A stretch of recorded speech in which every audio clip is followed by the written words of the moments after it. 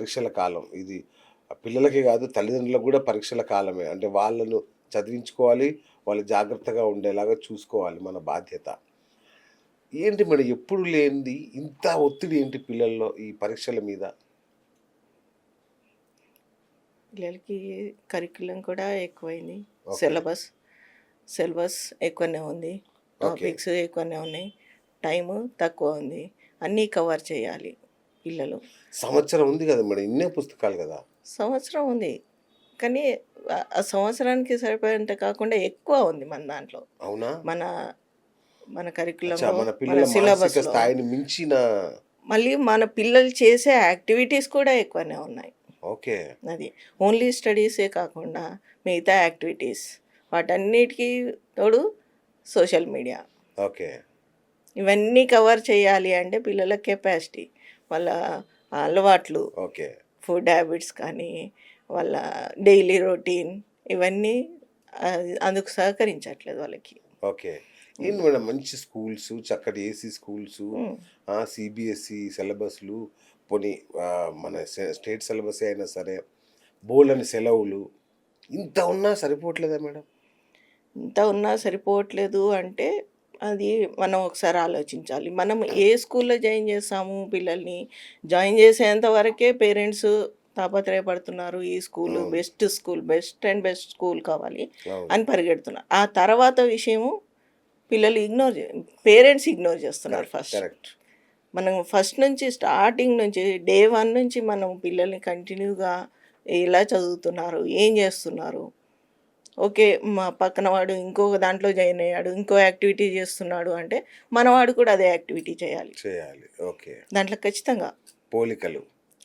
పోల్చుకోవడం అన్నట్టు కంపారిజన్ హ్మ్. హ్మ్. కంపారిజన్ ఎక్కువ అయ్యేసరికి పిల్లలకి స్ట్రెస్ ఎక్కువవుతుంది. ఓకే. ఇప్పుడు ఆ పక్కన వాడి పిల్లోడు అది ఆ యాక్టివిటీ స్టార్ట్ చేశాడు అంటే అది వాడి ఇంట్రెస్ట్ ఏమో. రైట్. రైట్. అంతే కదా! ఇప్పుడు ఆ అబ్బాయికి ఉన్న ఇంట్రెస్ట్ మనవాడికి కూడా ఉండాలని లేదు కదా. వాడి భలే ఇంట్రెస్ట్తోని చెప్పారు మేడం. వాళ్ళు జాయిన్ చేస్తారు. మనవాడి ఇంట్రెస్ట్ ఏంటి, మనవాడు దేని మీద ఫోకస్ చేద్దాం అనుకుంటున్నాడు, చదివే కాకుండా ఇంకా వేరే యాక్టివిటీస్, వాడి కరెక్ట్. ఇంట్రెస్ట్ ఏంటిది దాన్ని ఆలోచించి దాన్ని అబ్జర్వ్ చేయాలి. అది. నిజమండి. నేను చాలా మందికి చెప్తుంటాను. అంటే మనుషులు గూడా జంతువులతో పోలిస్తే ఒకడు సింహంలా ఉంటాడు. ఒకడు గుర్రంలా పరిగెడతాడు. ఒకడు ఏనుగులాగా నడుస్తాడు. ఒకడు చీమలా ఉంటాడు. అయినా వీళ్ళందరినీ మనం ఒకే ఘాటున కట్టి పరుగు పందెం పెడతాం. అంటే ఇప్పుడు మీరు జంతువుల ఉదాహరణ ఇచ్చారు కాబట్టి నేను అదే జంతువుల ప్లీజ్ ఉదాహరణతో చెప్తాను. చెప్పండి. యాహ్! ఇప్పుడు ఉన్న కరికులంలో ఉన్న సిలబస్ అన్ని జంతువులకి కలిపి పెట్టామనుకోండి. ఎలా ఫ్లయింగ్లో, ఎగరడంలో పక్షులు మాత్రం గెలవగలుగుతాయి. గెలవగలుగుతాయి. వస్తుంది పక్షికి, ఎగ్జాక్ట్‌లీ. ఈదడంలో రాదు దానికి. ఎగ్జాక్ట్‌లీ. అదే చేపని చెట్టు ఎక్కమంటే ఎక్కలేదు. ఎక్కలేదు. కోతి మాత్రం తెచ్చుకుంటుంది అందులో, అవును. మిగతా అన్నీ పోతాయి. సూపర్. అప్పుడు అదేమవుతుందంటే అయ్యో నేను ఎందుకు పనికిరానేమో ఎగ్జాక్ట్‌లీ మ్యామ్. అన్న ఫీలింగ్ దానికి వచ్చేస్తుంది. ఎందుకంటే మనమే తెప్పించాం దానికి. అది. మనం పెట్టిన సిలబస్ని దాంట్లో అది ఫిట్ అవ్వట్లేదు. ఎగ్జాక్ట్‌లీ. ఎవరిది వాళ్ళకి అన్నట్టుగా సెపరేట్ ఇండివిజువల్ ఉంటుంది అవును. అంతే కదండీ. మన కదా. అభిరుచి వేరు, మన ఇష్టాలు వేరు. అన్నిటిని వాళ్ళ మీద రుద్దేస్తాం. అన్నీ ఒకటేసారి అన్నీ ఆ!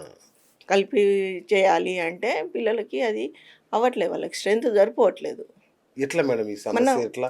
మన ఇంత ఫుడ్ పెద్ద హ్యాబిట్స్ కూడా ఆ! ఫుడ్ హ్యాబిట్స్ కూడా ఎలా ఉన్నాయి, ఎంతమంది ఇంట్లో వండి పెడుతున్నారు, ఎంత హెల్తీగా తినిపిస్తున్నారు. ఇప్పుడు మనం తినే ఫుడ్ ఉంది చూసారా, ఇప్పుడు మీరు వెటర్నరీ హాస్పిటల్కి మీ డాగ్ని తీసుకెళ్తే డాక్టర్ ఏం చెప్తారు తెలుసా, మీరు ఇంట్లో ఫుడ్ పెట్టకండి అంటారు. ఆ! దానికి స్పెషల్ ఫుడ్, డాగ్ ఫుడ్. అవును. అవును.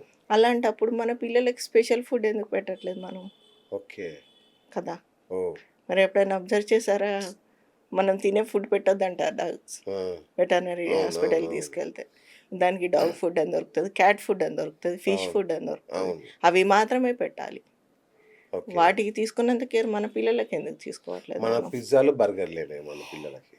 పిజ్జాలు బర్గర్లు తినొద్దు అని నేను ఎవరిని అనను. Hmm. Actually I'm also interested to eat అచ్చా! Okay. Pizza and burger. Very good. ఆ! కానీ ఎంత ఎంత టైంలో అది. తింటున్నాం, అది. ఎంత ఎప్పుడు లిమిట్‌లో ఎంత తినాలి. లిమిట్లో తింటున్నాం. అది. ఇప్పుడు మనం ఒక బర్గర్ తిన్నాం అనుకోండి, ఆ పూట మొత్తం ఇంకా అదే అక్కడికే ఆపేయాలి. ఆపేయాలి. ఓకే. ఇప్పుడు ఒక రూమ్ కెపాసిటీ ఎంత ఉందో అంతమందిని మాత్రమే మనం అందులో పెట్టగలుగుతాం. పెట్టగలుగుతాం. అంతకంటే ఎక్కువ పెడితే ఏమవుతుంది? సఫకేషన్ అవుతుంది. అవును.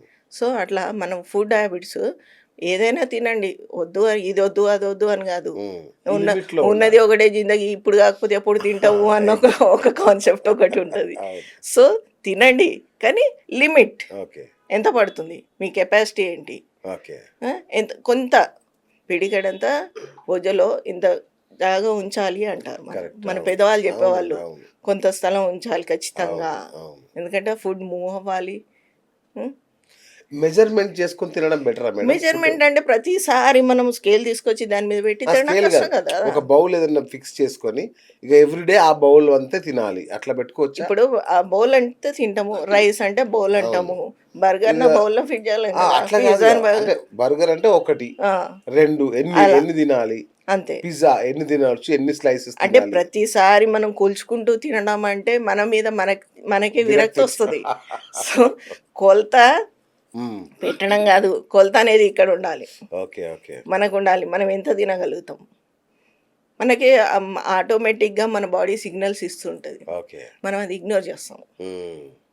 మన బాడీ చెప్తుంది ఇంకా చాలు, నువ్వు ఇంతకంటే ఎక్కువ తినకు అనేసి. ఓకే. తేన్పులు వస్తాయి చూసారా, ఒక్కసారి తేన్పు వచ్చిందంటే అక్కడ ఇక ఆపాలి. ఆపేయాలి. ఓకే. ఓకే. అది కానీ సిగ్నల్. దాన్ని ఇగ్నోర్ చేస్తాం, కొంచెం వాటర్ పోస్తాం, సోడా పోస్తాం, తెనుపులు వచ్చిందంటే బ్రహ్మాండంగా తిన్నట్టుగా ఫీల్ అవుతాం మనం. అవును.